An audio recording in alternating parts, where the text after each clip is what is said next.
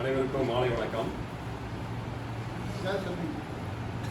கவிதை என்பது அவரவர்களுடைய மனதிலே தோன்றக்கூடிய கருத்துக்கள் தான் கவிதை. அதுல எதுகை இருக்கா, மோனை இருக்கா, தலை தட்டுதா? ஒருத்தர் சொன்னாரே கிட்ட திருக்குறளே தலை தட்டுதுன்னு சொன்னவர் சொல்ற அவர் ஒரு முனைவர் பட்டம் பெற்றவர். திருக்குறள கூட தலை தட்டுது அப்படின்னா போல அதுக்குள்ள போக விரும்பல நானு. அதனால கவிதைகள்ல எவ்வளவு கவிதைகள் எழுது அந்த ஆராய்ச்சி பண்ணி பார்த்தா ஆய்வு பண்ணா கண்டிப்பாக பிழைகள் இருக்கும்.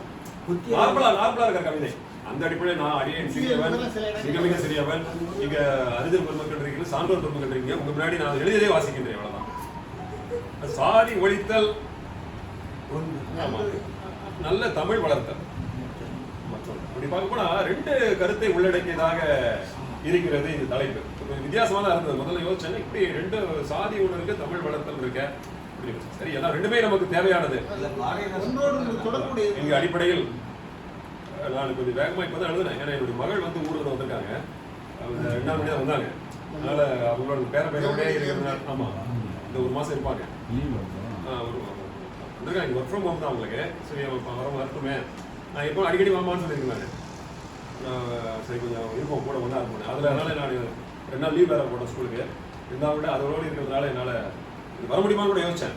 ஐயா என்ன சொன்னாங்கன்னா, இளவெல்லாம் வரல, நீங்கள் தலைமை உரை கூட நீங்கள் தான் கருத்தரங்கத்துக்கு நீங்கள் கொஞ்சம் ப்ரிப்பேர் பண்ணிட்டு வாங்கினாங்க, எழுதிட்டு வாங்கினாங்க. அதை கூட எழுதி வச்சுருக்கேன், ஏதாவது வாய்ப்பு எடுத்து நம்ம சொல்லுவோம்.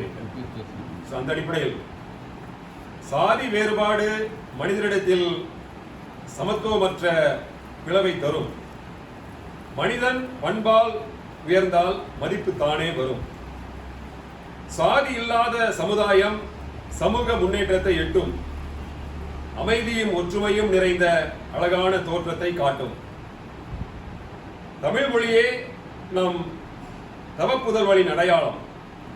நல்ல தமிழை பேசுவதும் எழுதுவதும் நமக்கு கிடைக்கும் கொடையாகும். இலக்கியங்களை வாசித்தலும் இன்பம் என உரைப்போம். இயன்றவரை தமிழை இருக்கையாக கொள்வோம்.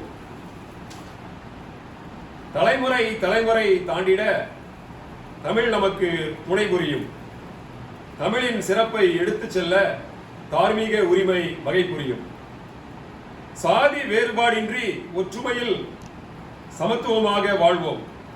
நம் தமிழை வளர்ப்பதில் நீடித்த முயற்சியை மேற்கொள்வோம் என்று கூறி நிறைவு செய்கிறேன். நன்றி, வணக்கம்.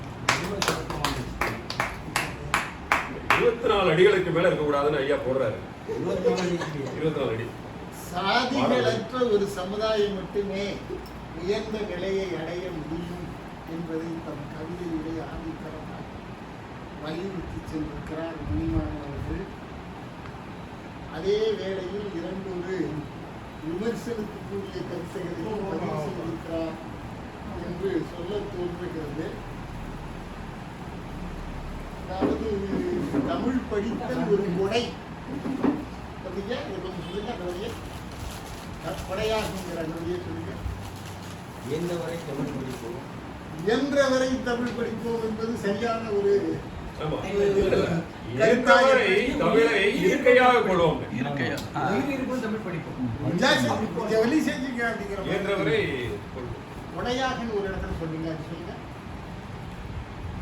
நல்ல தமிழை பேசுவதும் எழுதுவதும் நமக்கு கிடைக்கும் கொடையாகும்.